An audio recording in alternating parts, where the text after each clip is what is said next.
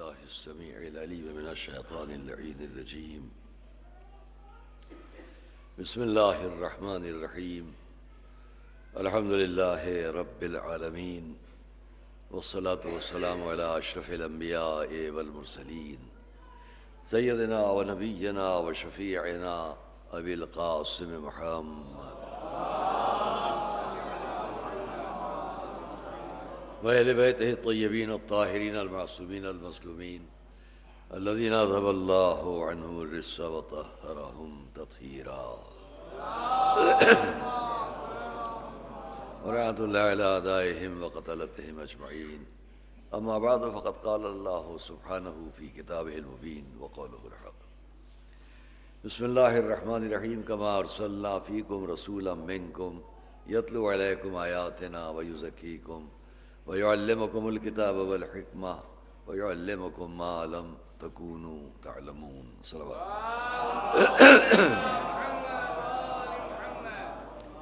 عزیزان گرامی، آپ کے سامنے انسانیت اور اسلام اس موضوع پر گزشتہ روز کی بات کو آگے بڑھاتے ہوئے ہم اتنا کہیں گے کہ انسانیت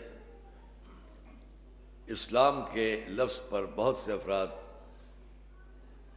یہ بھی کہنے لگتے ہیں کہ اگر اسلام کا پیغام انسانیت کا تھا تو اتنی قتل و خونریزی اور اتنا خون بہنا اسلام کی تاریخ میں کیوں ہے؟ یہاں میں شروع میں ایک جملہ عرض کر دوں، اور وہ یہ ہے کہ دیکھیے، خود قرآن بھی ایک تاریخ ہے، اور قرآنی معجزات میں سے ایک معجزہ قرآن کا یہ بھی ہے کہ وہ تاریخ بھی ہے۔ میں نے کبھی اس کو عرض کیا ہے کہ قرآن کریم کے تقریباً 16 سورے ایسے ہیں جن کے عنوانات ہی تاریخ پر مشتمل ہیں، اور جو لوگ یہ سمجھتے ہیں کہ قرآن کی تاریخ پر وہ اپنے اعتراضات کے ساتھ مشکوک کر سکتے ہیں قرآنی پیغام کو، معاذ اللہ، ان کے لیے مجھے اتنا کہنا ہے بڑے ادب کے ساتھ، بغیر کسی تعصب اور عصبانیت، ایک ہے ہمارے سامنے خود قرآن کی تاریخ، اور ایک ہے ہمارے سامنے وہ تاریخ جو ہم نے لکھی ہے۔ اشتباہ میں وہ لوگ آ جاتے ہیں کہ جو اپنی لکھی ہوئی یا اسلامی تاریخ سے قرآن کو سمجھنا چاہتے ہیں۔ اگر قرآن سے اسلامی تاریخ کو سمجھے تو کبھی خرابی نہ ہوگی۔ صلوات محمد و آل محمد۔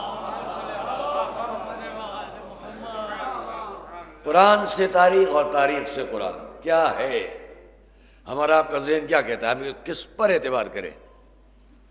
اپنی تاریخ سے قرآن پر یا قرآنی تاریخ سے اپنی تاریخ پر؟ میں نے اس بات کو بہت اجمال کے ساتھ مستحکم طور پر ای ٹی وی اردو کی مجلس میں جو 5 محرم کو شب کو آئے گی اس میں میں نے کہا ہے، آج بھی میں آپ کے سامنے تاریخ کا ایک ورق پیش کروں گا اگر مجھے موقع رہا اپنی گفتگو میں۔ پہلے سب مل کر ایک صلوات محمد علیہ وسلم۔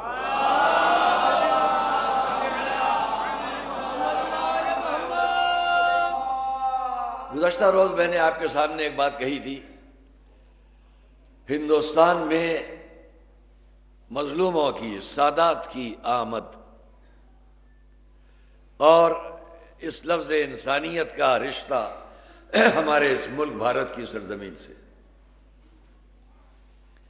اگر میں اسی پر آپ کے سامنے اور بات کہنا شروع کروں تو بڑا پورا موضوع آج اسی پر ختم ہو جائے گا، یا آگے کی بھی تقریر ہے، لیکن بہت سی باتوں کو میں بہت مجمل طور پر اجمال کے ساتھ اختصار کے ساتھ کہہ کر آگے ضرور نکلتا ہوں، لیکن کوشش یہ ہوتی ہے کہ ہمارے نوجوان بچے اور دوست جب ان مجالس میں آئیں تو کچھ ایسی باتیں اپنے ذہن میں محفوظ کر کے جائیں جو آج نہیں، یہ نہیں ہے کہ آج اٹھے اور بس۔ دیکھیے، بہت سی چیزیں ایسی ہوتی ہیں کہ جو ہمارے شعور اور لاشعور میں محفوظ ہو جاتی ہیں، ہمیں وقت پر نہیں یاد آتی۔ میں ابھی ایک بات کہتا ہوں، مثالاً کہتا ہوں، اگر میں یہ کہوں بہت زور کا دھماکہ، ایک بات کہہ رہا ہوں، تو ان میں سے بہت سے بچوں کے ذہن میں کوئی ایسا خطرناک موقع ضرور آ جائے گا جب کہیں نہ کہیں آتش بازی کا پڑاخا یا کوئی ایسی چیز ہوئی ہو، تو یوں نہیں یاد آئے گی، جب کہیں گے تو محفوظ ہو جائے گی بات، اور جب محفوظ تھی ذہن میں وہ یاد آ جائے گی بات۔ یہ ایک نفسیاتی سی بات ہے۔ اور اسی طرح جو لوگ قرآن سے ہماری تاریخ کو سمجھنا چاہے، میں ان کی بات نہیں کرتا، جو ہماری تاریخ سے قرآن کو سمجھنا چاہتے ہوں،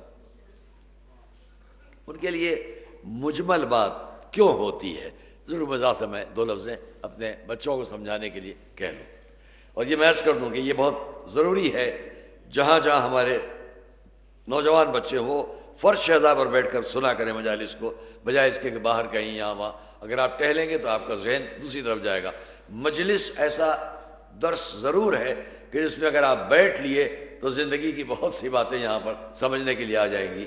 نہ جانے کتنی لائبریریز تک آپ کو نہیں جانا پڑے گا، یہیں حسینی لائبریری میں سب سیکھ لیں گے۔ صلوات محمد و آل محمد۔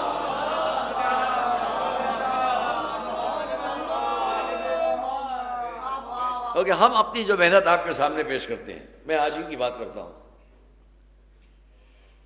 کل میں نے آپ سے وعدہ کیا تھا کہ ہندوستان میں سادات کی آمد اور مظلوموں کی آمد اور ان تمام چیزوں پر، اور بات ایک جگہ میں نے وقت کی پابندی کے حساب سے جلدی سے چھوڑ دی اور ختم کر دی، اس کو بیان ہی نہیں کیا۔ تشریف لائے مولانا، میں نے اس بات کو بیان نہیں کیا۔ صلوات بھیجیں مولا علیہ۔ آئیے تشریف لائے۔ اور پھر میں ایک مرتبہ روڈ پر، سڑک پر بیٹھے ہوئے حضرات جو منتظر ہوں ان سے یہ کہوں گا کہ فرش شہزا پر آپ آئیں، یہ زیادہ اچھا لگے گا۔ ایک اور صلوات ہو۔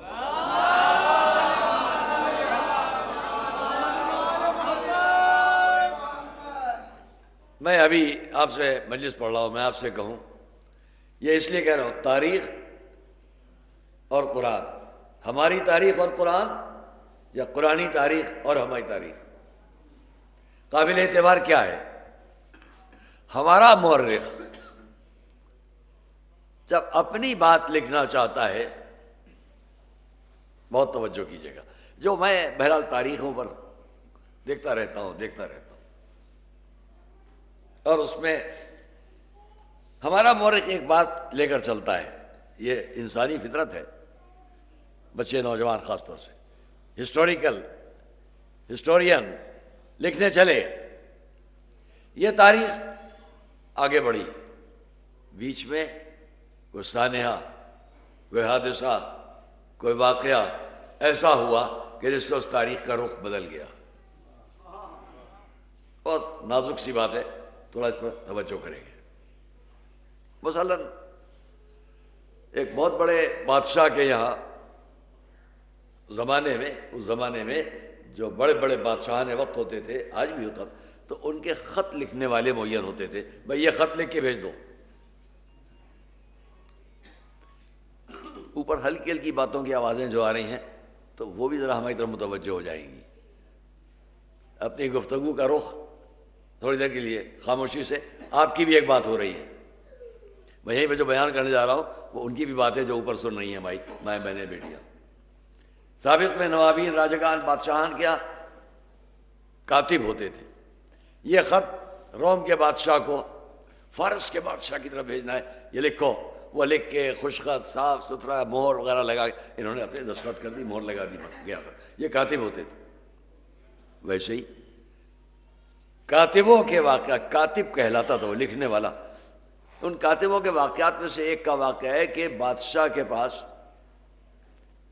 دستخط مہر کر کے خط بھیج دیا گیا۔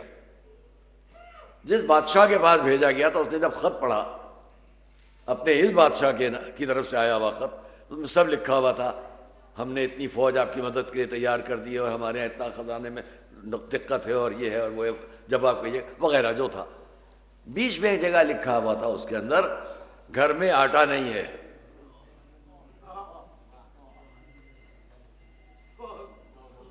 اب آپ کیا سمجھے؟ اس خط میں بادشاہ دوسرے بادشاہ کو بھیج رہا ہے، اور اس کے اندر بیچ میں ایک جملہ ہے، گھر میں آٹا نہیں ہے۔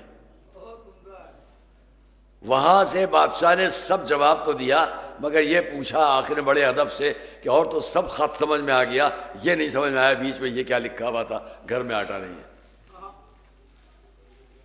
بادشاہ کو بڑی حیرت ہوئی کہ میرے خط میں ایسا جملہ کیسے جائے گا کہ گھر میں آرد نیست، گندم نیست، آٹا نہیں ہے۔ آخر کو ذہن میں آیا، کاتب صاحب کو بلایا گیا، بھئی تم نے جو خط بھیجا تھا اس میں یہ جملہ کہاں سے آ گیا گھر میں آٹا نہیں ہے؟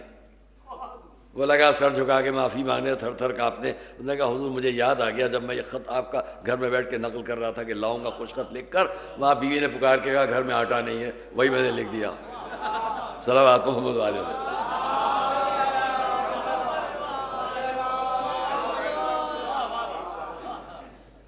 گزرتی ہے کہ نہیں گزرتی ہے؟ اب ہم بھی اگر آپ کے سامنے بیان دے رہے ہیں، بول رہے ہیں، تقریر کر رہے ہیں، بیچ میں بات یاد آ گئی، کچھ آوازیں آ رہی ہیں، ہم نے کہا ذرا ہم بھی اپنی کوئی بات آگے بڑھائیں۔ تو ایسا ہوتا ہے نا کہ ہم ذہن کہیں نکل جائے گا اور وہ بات بریک ہو جائے گی، دوسری بات شروع ہو جائے گی، وہ ٹوٹ جائے گی، بات رک جائے گی۔ یہ میں مثال اس لیے دے رہا ہوں کہ یہ نہ سمجھیے گا کہ ہمارا مورخ آخری شخص ہوتا ہے۔ اگر وہ اسلامی تاریخ پر بات کرتا ہے تو اگر قرآن کی پابندی سے بات کر رہا ہے تو اس کو یاد رکھنا ہے کہ قرآن خود ایک تاریخ ہے، اور وہ تاریخ وہاں ویسی نہیں ہے کہ جہاں کوئی بات ارادے سے الگ بدل جائے۔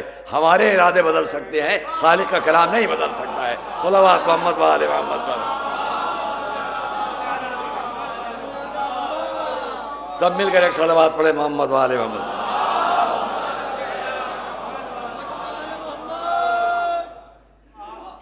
میں مجلس پڑھ رہا ہوں ابھی آپ کے سامنے، اور میں یہ کہوں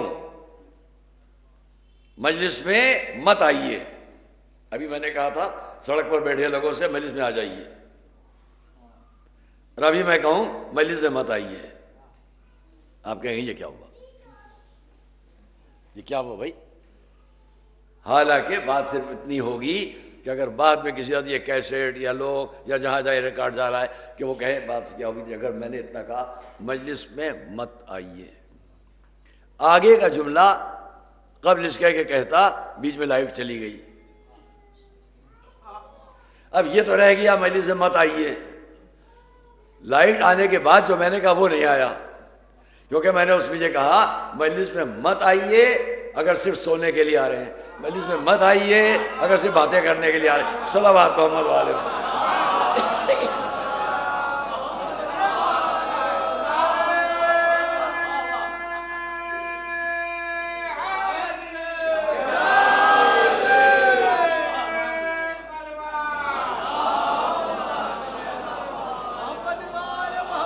دیکھیے میری نظروں میں ہر مجمع محترم ہے، جو ابھی آئے گا جو بعد میں آئے گا، لیکن میں اس مجمع کو بہت ہی منتخب سمجھتا ہوں جو شروع سے آگے بیٹھتا ہے، اس لیے کہ میں اپنی پوری مجلس میں جو بات شروع کرتا ہوں وہ آخر تک جاتی ہے، اور اس میں مجھے افسوس ہوتا ہے کہ اب بیچ میں آنے والوں کے لیے پھر سے کچھ ابتدا کی بات کہہ دوں تو آگے بڑھوں۔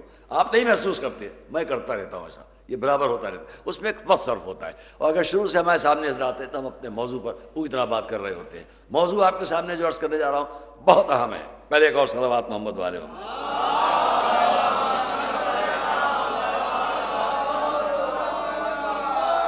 انسانیت اور اسلام، انسانیت اور اسلام، ہم اپنے طور پر جو ہمارا مورخ ہے وہ جب لکھنے چلا، اب اس کی تاریخ میں بات محکم مستحکم اس لیے نہیں ہوگی کہ وہ جس وقت لکھ رہا ہے اس وقت اس کے ساتھ کے حالات کچھ اور ہیں، آگے بڑھا کچھ اور، آگے بڑھا کچھ اور۔ ابھی اس بادشاہ کی حکومت تھی، یہ لکھ رہا تھا، اب اس کی حکومت ہو گئی، اب یہ لکھ رہا ہے، اب اس کے زیر اثر لکھ رہا تھا، اب اس کے زیر اثر لکھ رہا ہے۔ تو تاریخیں بادشاہوں کے بھی زیر اثر آتی ہیں، اور قرآن تو اس کا کلام ہے جو بادشاہوں کا بادشاہ ہے۔ صلوات محمد علیہ وسلم۔ وہ تاریخ کسی سے متاثر ہونے والی نہیں ہے۔ اب ہمارے پاس جو لوگ صاحب قرآن میں آپ کہتے ہیں کہ انسانیت کے سبق ہے اور انسانیت کی تعلیم ہے، لیکن قرآن میں کتنی جگہوں پر جہاد کی بات ہے، کتنی جگہوں پر لفظ قتل کی بات ہے، قتل کرو، جہاد کرو۔ میں نے اس کو اپنے طور پر جتنا جائزہ لیا ہے تاریخ سے اس کو پیش کروں۔ پہلے آپ یہ بتلائیے کہ آپ نے بہت سنجیدگی کے ساتھ چند لفظیں چند منٹ آپ کے صرف ہوں گے، موضوع بہت واضح ہونا ہے۔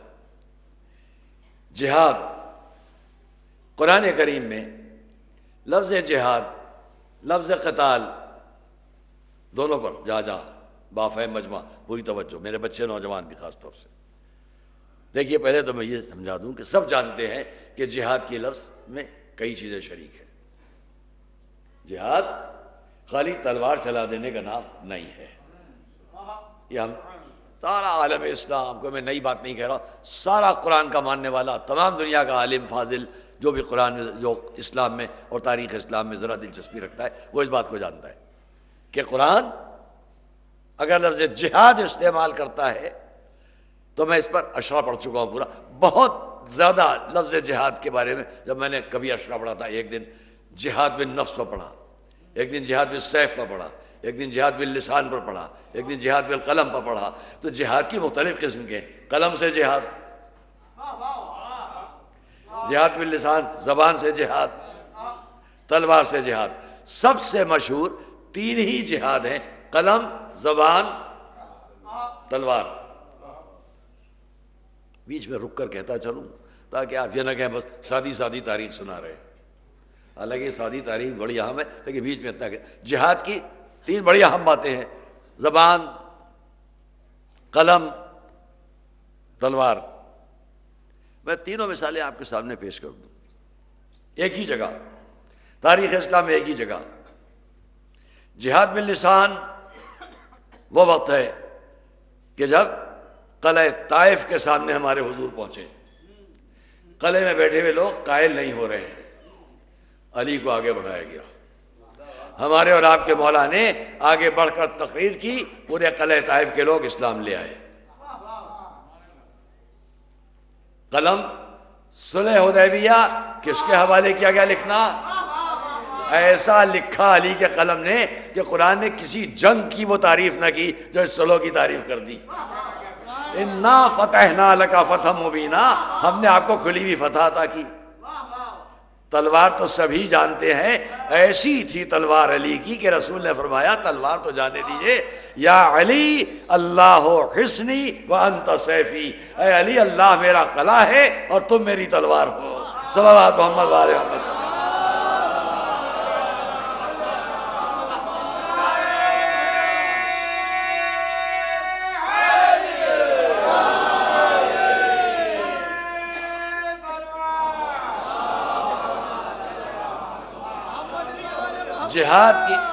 جہاد کی الگ الگ قسمیں مل جائیں گی، لیکن ایک ہی شخصیت میں جہاد بالسیف بھی، جہاد باللسان بھی، جہاد بالقلم بھی، اگر حضور کے دور میں سے لے کے بعد تک تلاش کرتے چلے جاؤ، ایک ہی فرد تینوں جگہ جہاد کر رہا ہو اور اس کا جہاد ممتاز ہو رہا ہو، یہ ذات سوائے ذات علی کے اور کوئی نظر نہ آئے گی۔ صلوات محمد علیہ وسلم۔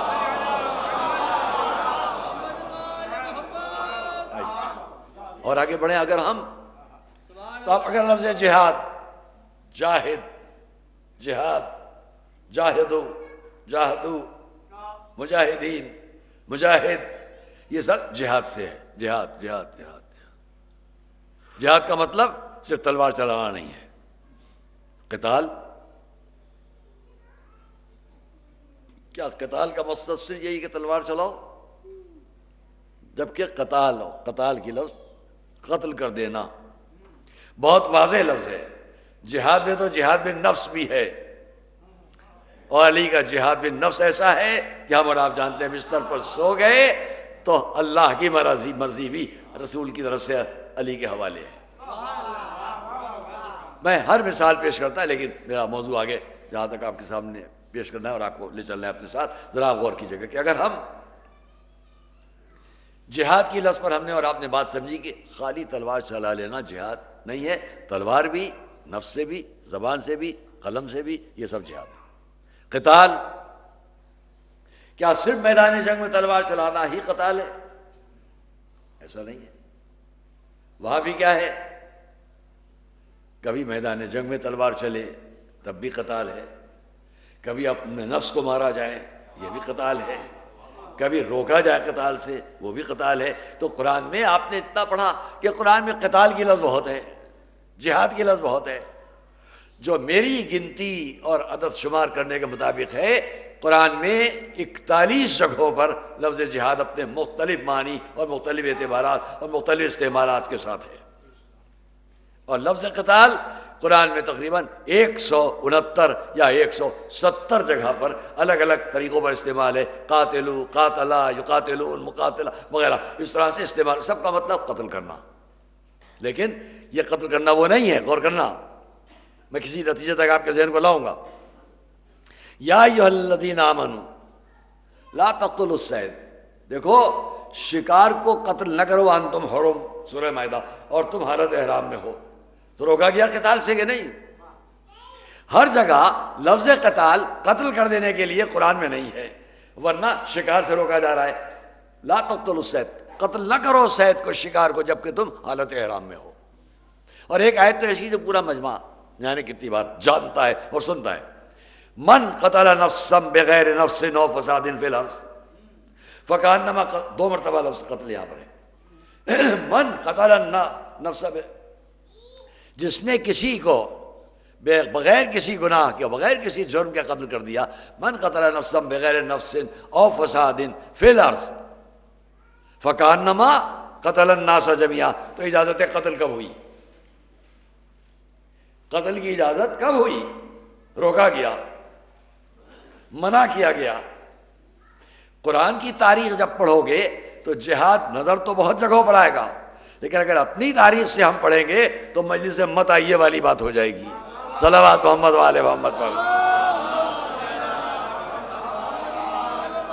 اس لیے ہمیں سمجھنا ہے کہ یہاں جہاد کا مفہوم کیا ہے اور وہاں کیا ہے، یہاں قتال کا موضوع کیا ہے اور قتال کا مقصد وہاں کہاں ہے۔ میں نے آپ کے سامنے 2 آیتیں اگر جہاد کے لفظ سے متعلق پڑھوں، مثلا جہاں پر قالت الاعراب آمنا، عربوں نے یہ کہا کہ ہم ایمان لے آئے، قل لم تؤمنوا، ان سے کہو آپ ایمان نہیں لائے، تم ایمان نہیں لائے، ولکن قولوا اسلمنا، اور یہ کہو کہ ہم اسلام لائے، اور تمہارے قلوب میں تو ایمان داخل بھی نہیں ہوا، لما يدخل الایمان فی قلوبکم، تمہارے نفوس میں تو ایمان داخل بھی نہیں ہوا۔ وَإِن تُطِيعُوا اللَّهَ وَرَسُولَهُ لا يَلِدْكُم مِّنْ أَعْمَالِكُمْ شَيْئًا، اور اگر تم تھوڑی سی اطاعت کر لیتے ہو اللہ اس کے رسول کی تو تمہارے اعمال خراب نہ ہو جاتے۔ اب کیا ہے؟ انما المؤمنون الذین آمنوا باللہ ورسولہ وجاہدوا باموالہم وانفسہم فی سبیل اللہ۔ دیکھو ایمان، مومن کون ہے؟ توجہ کیجیے گا، میں محل ثبوت میں پیش کر رہا ہوں۔ جہاد 2 آیتیں، قتال 2 آیتیں۔ پہلی بات میں نے آپ سے ابھی عرض کی، جہاد کہاں ہے؟ لوگ یہ کہتے ہیں، عرب یہ کہتے ہیں آمنا، ہم ایمان لائے، کہہ دیے تم ایمان نہیں لائے، لیکن یہ کہو کہ اسلام لائے، وَلَمَّا يَدْخُلِ الْإِيمَانُ فِي قُلُوبِكُمْ، ایمان تو تمہارے دلوں کو چھو بھی نہیں سکا، داخل بھی نہیں ہوا۔ اب کم سے کم اتنا تو مان لیجئے کہ عہد رسول میں وہ بھی تھے جو بڑھ بڑھ کر یہ کہہ رہے تھے ہم ایمان لائے، ہم ایمان لائے، اور رسول فرما رہے تھے نہیں نہیں، اللہ نے کہا ہے کہ تم مومن نہیں ہو، خالی مسلمان ہو۔ صلوات محمد والے محمد۔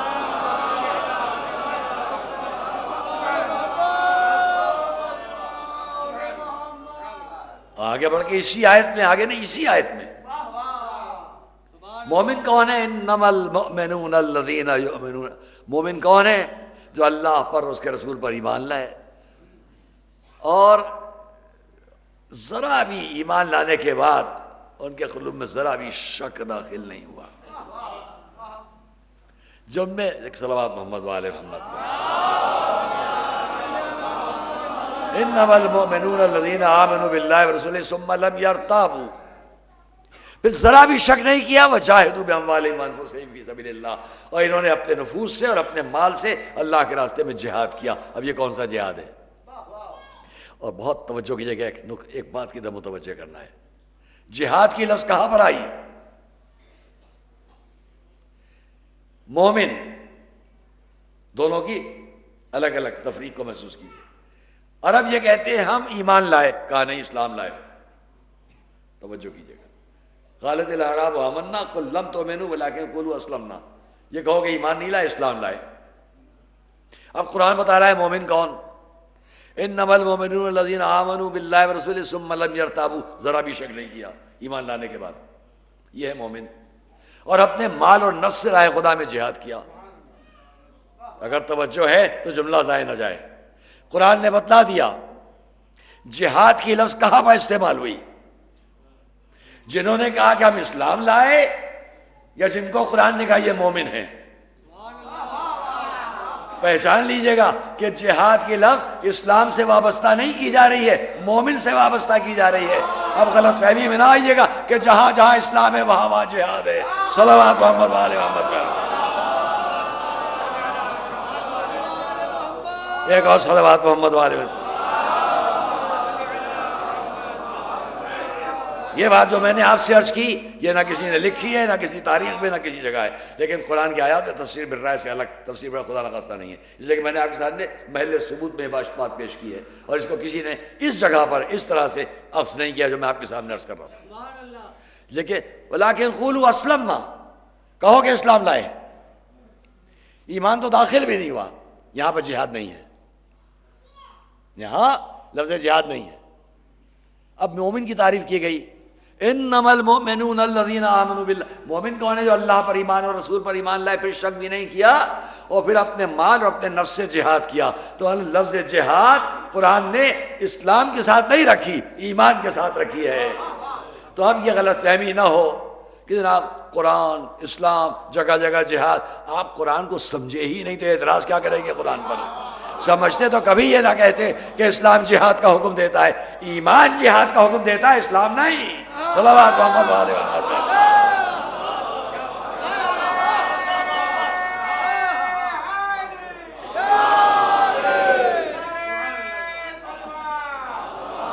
اور اب اگر میں یہیں پر رک کر پوری بات آپ کے سامنے بڑھاؤں، پوری تاریخ سامنے آ جائے گی کہ میں عرض کرتا آپ کے سامنے کہ پھر مومن کا جہاد کیسا ہو.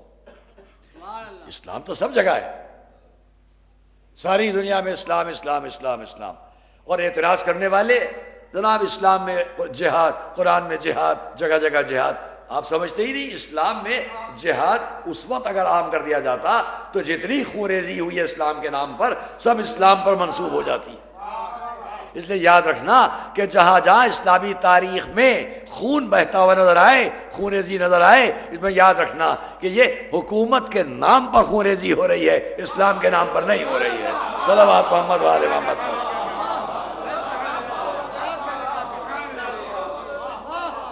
اگر میں اپنے موضوع کو وقت کے اندر تمام کر لے گیا تو آپ کے سامنے تاریخ سے ایک بات پیش کروں گا اور اس کو سامنے آپ کے کتاب پیش کروں گا، جو سامنے انہی کو اس کا پورا لطف آئے گا اور کیفیت محسوس ہوگی. سب میں ایک مل کر صلوات محمد علیہ. یہ ہو گیا جہاد. دوسری جگہ میں نے کہا 2 آیتیں جہاد، 2 آیتیں قتل. یا ایھا الذین آمنوا اتقوا اللہ وابتغوا الیہ الوسیلہ وجاہدوا فی سبیلہ لعلکم تفلحون. اب کیا ہے؟ وسیلے کی تلاش کرو. وابتغوا الیہ الوسیلہ، اور اس کی راہ میں جہاد کرو. تو جس کے پاس وسیلہ ہوگا اس کا جہاد بھی سمجھا بوجھا ہوا ہوگا. صلوات محمد وآل محمد. آپ کے فہم و فراست پر چھوڑتے کمی وقت کے حساب سے آگے بڑھتا ہوں. قتل میں نے ابھی آپ کے سامنے کہا لا تقتلوا الصید وانتم حرم. شکار کو قتل نہ کرو جبکہ تم حالت احرام میں ہو. ایک آیت. دوسری ابھی عرض کر چکا من قتل نفسا بغیر نفس او فساد. اب آئیے میں 2 آیتیں قتال کی پیش کرتا ہوں. یہ دونوں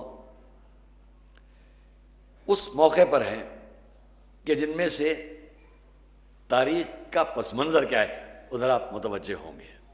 پہلی آیت وما لکم لا تقاتلون فی سبیل اللہ